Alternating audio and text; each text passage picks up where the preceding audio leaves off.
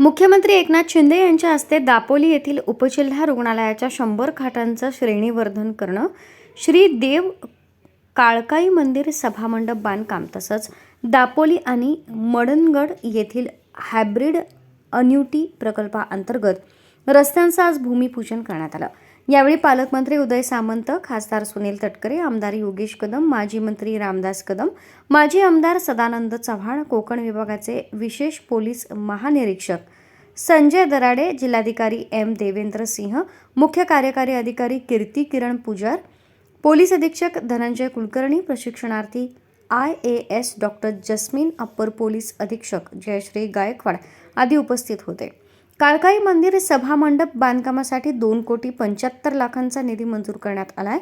या कामाचा शुभारंभ कोनशिलेचं उद्घाटन करून करण्यात आलं। दापोली येथील 50 खाटांच्या उपजिल्हा रुग्णालयांचं 100 खाटांच्या उपजिल्हा रुग्णालयांमध्ये श्रेणीवर्धन करण्यासाठी 20,21,00,000 निधी मंजूर करण्यात आला आहे।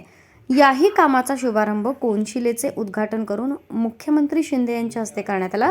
हायब्रिड अन्युटी अंतर्गत खेड व दापोली तालुक्यातील दापोली, वाकवली, साखरोली, खेड, भरणे रस्ता सुधारणा करण्याच्या कामास 138,06,00,000 एवढा निधी मंजूर करण्यात आला आहे। याचा शुभारंभही कोनशिलेचं उद्घाटन करून करण्यात आला।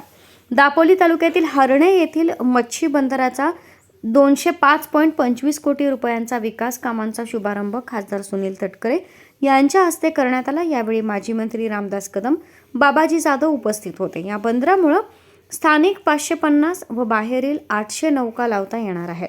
दापोली तालुक्यातील 23 मच्छीमार संस्थांना याचा फायदा होणार आहे। दरम्यान कोकण कृषी विद्यापीठाच्या हेलिपॅडवर मुख्यमंत्री एकनाथ शिंदे यांचं आगमन झाल्यानंतर आमदार योगेश कदम, विद्यापीठाचे कुलगुरू डॉक्टर संजय भावे, विशेष पोलीस महानिरीक्षक संजय दराडे, जिल्हाधिकारी एम देवेंद्र सिंह, मुख्य कार्यकारी अधिकारी कीर्ती किरण पुजार, पोलीस अधीक्षक धनंजय कुलकर्णी यांनी पुष्पगुच्छ देऊन त्यांचं स्वागत केलं।